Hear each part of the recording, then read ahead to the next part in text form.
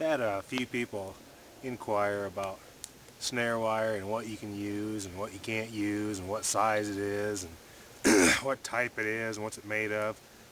Basically, I'm going to tell you anything from around 24 gauge to maybe 22, maybe 26, right around in there.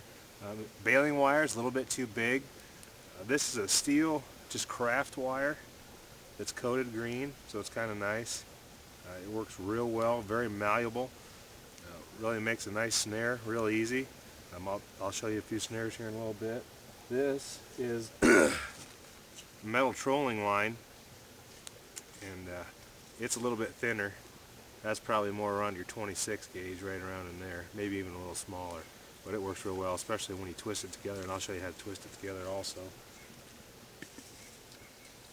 This is just some regular old, once again, craft wire. It doesn't have a coating on it. You can see it's getting a little rusty.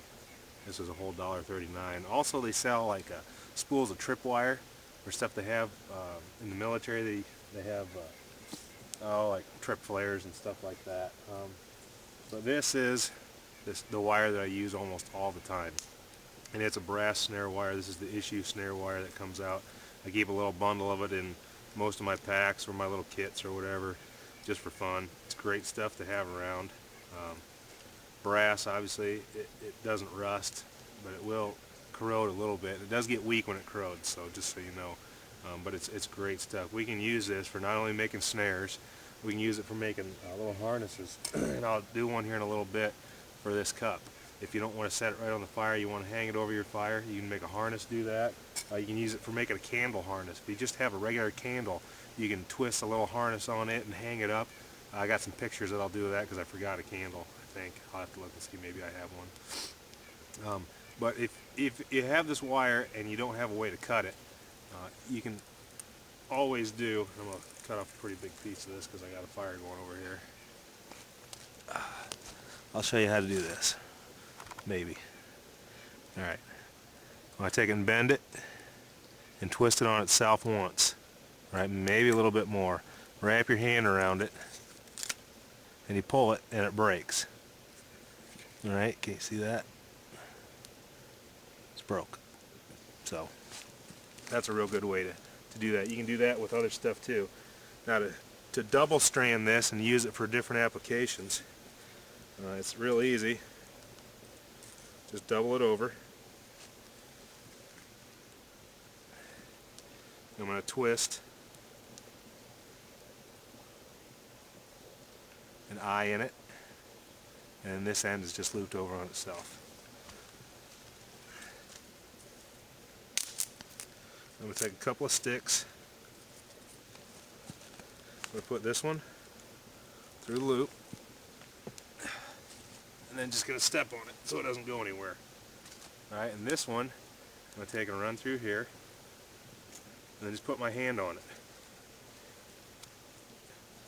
And it's easier. There's a real easy way to do it.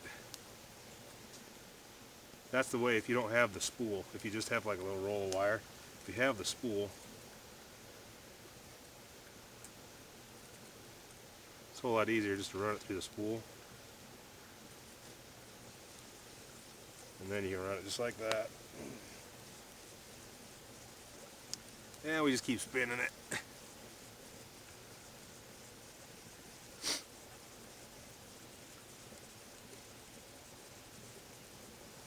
Now this is going to make it twice as strong, maybe even 3 times.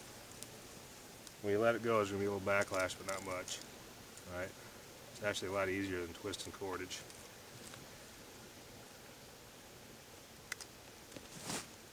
Alright, so now you can see the nice 2-strand twist. If we want to use this for a snare, we're going to take the end, we're going to fold it like that so it looks like an 8. Alright, then we're going to fold this down on top of itself. So you folded the 8 on top of itself. Then I'm going to untwist this side. And this will be what we attach to our drag or whatever we want. I'm going to run both my pieces right through there. That's about the size I want for a rabbit snare right there. So you can about fit your hand in there. For a squirrel, you only need one single strand to do it. And it's about that big, about 3 fingers. Right, and you can make a squirrel pole and all kinds of different stuff like that. But the whole idea is when that critter pulls on it, it tightens up that 8. So it tightens it up and locks it, and it doesn't go anywhere. So it stays around its little neck. So that's making a twist, and then you can twist that 2 times. You can twist it again and have 4 strands on it and make it really thick. I've seen up to 16 strands of this stuff, and it is super strong. It's like a freaking cable, but it works really well. For a cup, if we want to make a harness, first off I'm going to pop these handles off. If you didn't know that, they pop off.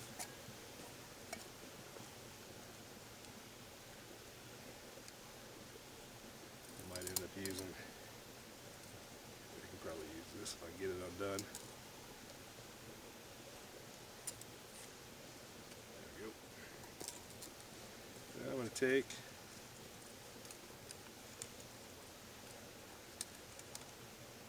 like that.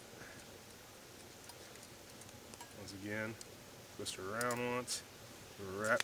You gotta be careful when you're doing that. If you don't wrap it right and pull it right, you are gonna cut your fingers, right? And I don't want to see you do that, but I hope it doesn't happen to you. And I'm just gonna take,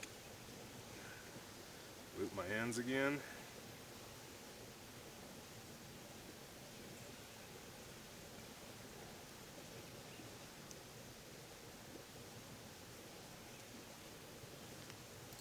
This one's got a lip on it, it's pretty easy.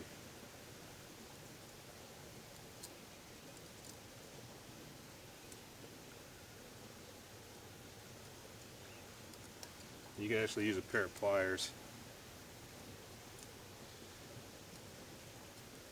Tighten that up.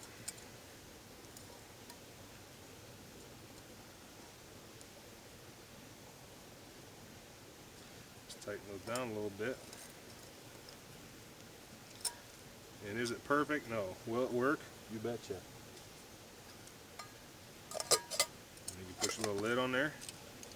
You got a little pot you can hang over. You got to balance it a little bit. You can actually screw it a little bit more and put one underneath the bottom and do some other stuff with it. But I'm going to use that, and I'm going to get it hung up here in a second and start getting some water on my fire here. Alright, so here's that little candle harness.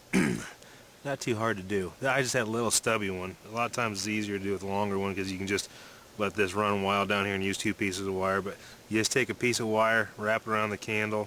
This time I just stuck it in the butt of the candle here, just wrap that wire around there, and you can hang a candle real easy with snare wire. It's not going to burn anything, but try not to burn your tent down. Alright, I'll swing over here.